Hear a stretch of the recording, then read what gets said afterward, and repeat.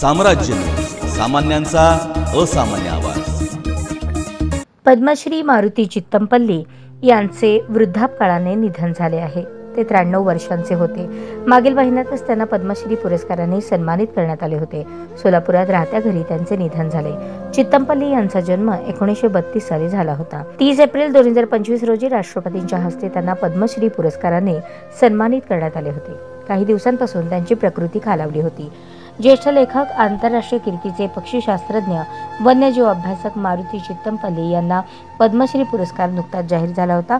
सोलापूरच्या गिरणी कामगारांच्या घरात जन्मलेल्या चित्तमपल्ली यांना अरण्य ऋषी म्हणून ओळखले जायचे। वनाधिकारी म्हणून सरकारी नोकरी करतच त्यांनी वन, वन्यजीव आणि पक्षीशास्त्र या विषयांवर स्वतःला वाहून घेतलं होतं।